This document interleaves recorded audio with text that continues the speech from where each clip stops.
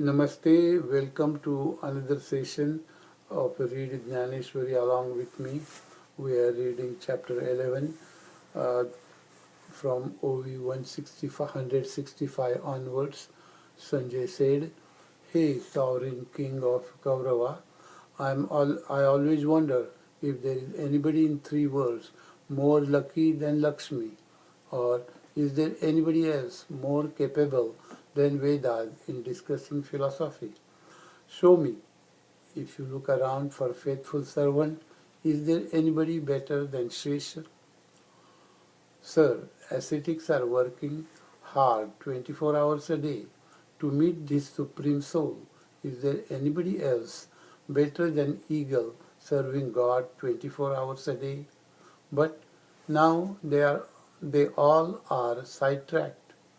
The day Pandavas were born, they were the only recipients of bliss available to the faithful devotees, a bliss of meeting Sri Krishna. But among five Pandavas, naturally Arjun overpowered Sri Krishna like a woman influences a womanizer. Sri Krishna was so much overpowered by Arjuna that even a trained parrot doesn't talk like this, or a trained pet doesn't obey like this. How he was thus lucky, we don't know. On this occasion, only his eyes have been lucky to experience Supreme Spirit. See how Krishna had been fulfilling his desires. When Arjun gets angry, Sri Krishna tolerates.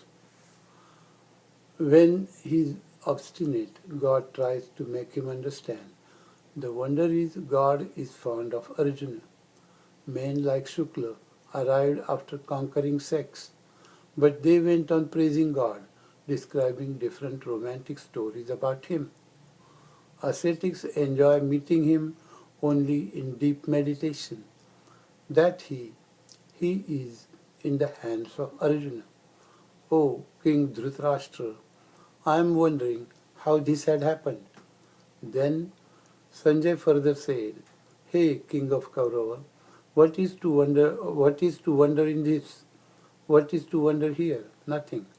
When Krishna accepts somebody, he thus becomes lucky. So King of Gods said to Arjuna, Arjuna, I shall give you the vision which will make you see the face of universe. As soon as these letters came out of his mouth, the darkness of ignorance started vanishing. These were not letters, but were flames of spiritual knowledge lit by Sri Krishna for Arjuna. Then Arjuna got divine vision. The perception of this knowledge expanded. The perception of his knowledge expanded. Thus, Sri Krishna showed him his wealth.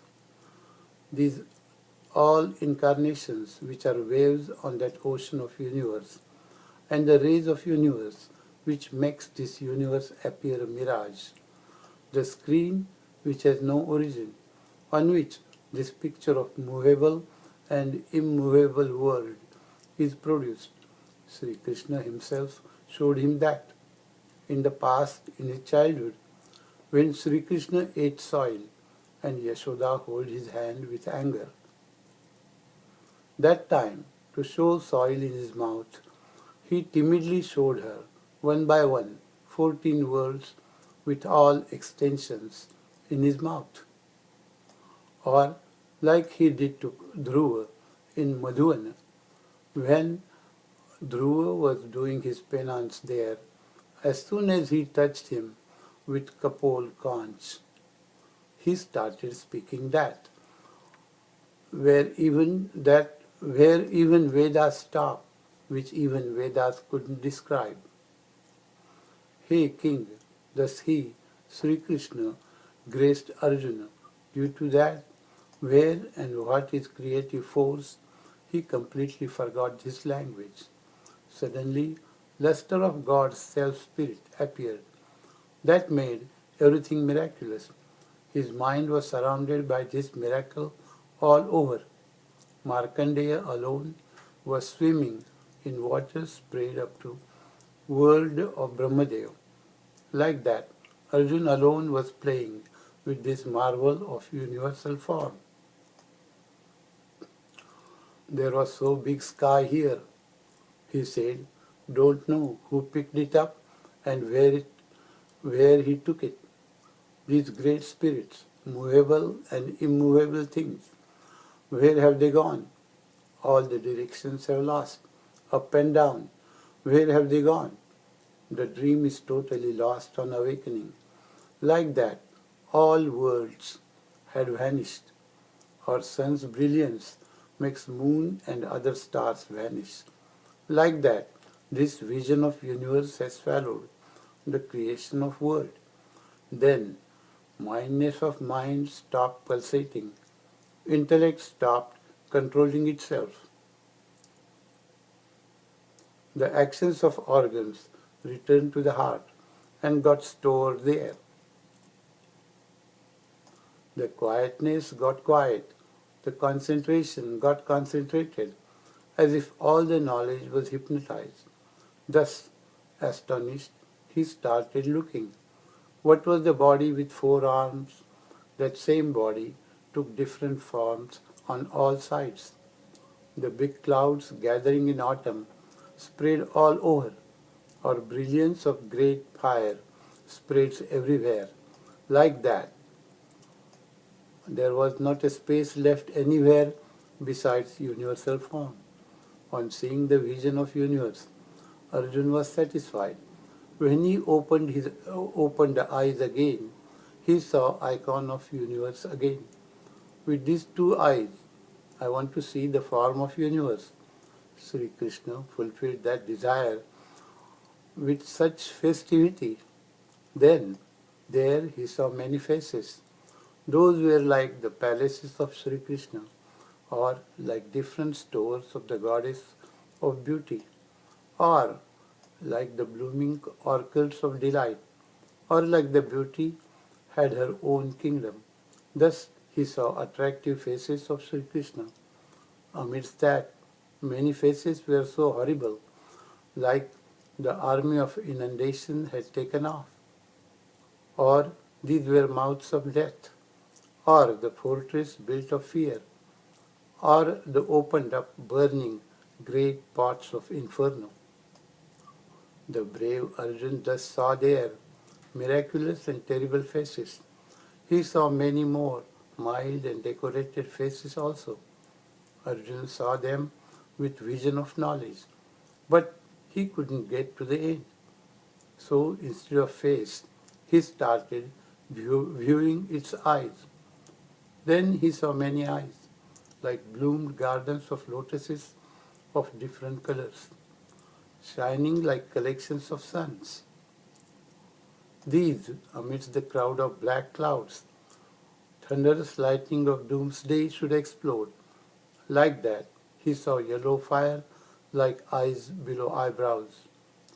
While seeing these wonders one by one, Arjuna perceived diversity of different forms in that one face of universe. Then he asked, where are legs? Where is the crown?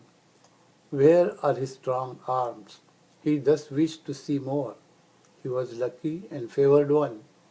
How would his desire go to west? Shankar, who carries bow named Pinaka. Will the arrow in his quiver be fruitless? Or will there be molds of false letters on the tongue of Brahmadev? That is why Arjun saw the beginning and end of universal form. Vedas don't understand full extent of universal form, the full body of that form. Arjun saw with his both eyes. He was able to see that form from the feet to the crown, that was decorated with many jewels and ornaments. God himself became different ornaments to wear on his own body. How can I describe how they look? That brilliance which lights sun and moon, which is the light of the great brilliance of great flood, through which universe is expressed. the ornaments with such brilliance, how can they be apprehended by mind? Arjuna saw God was wearing them on his body. God himself was different organs and different ornaments. He was hand, he was life, he was his weapon, he was the body. He has occupied the entire world, movable and immovable. When Arjuna started seeing hands with vision of knowledge, then he saw weapons in hands, cutting flames of the fire of inundation. The extreme heat in those rays was popping stars like popcorn and making fire back off to enter in the sea. Then he saw several hands with raised weapons, looking like waves of strong poison, or the forest of lightning seen in inundation. Getting scared, he moved his eyes and looked towards the neck and head. Then, from where the world of wish trees was created, those flowers, which are roots of great achievements, and where tired Lakshmi rests, he saw those very pure flowers were on his head. On the crown there were bunches of flowers. Flowers and petals were placed everywhere on head. The beautiful garlands of flower were adorning the neck. If the heavens should wear flare of sun, or Meru mountain should be clad in pure gold, like that his loin cloth was shining on the lower part of body.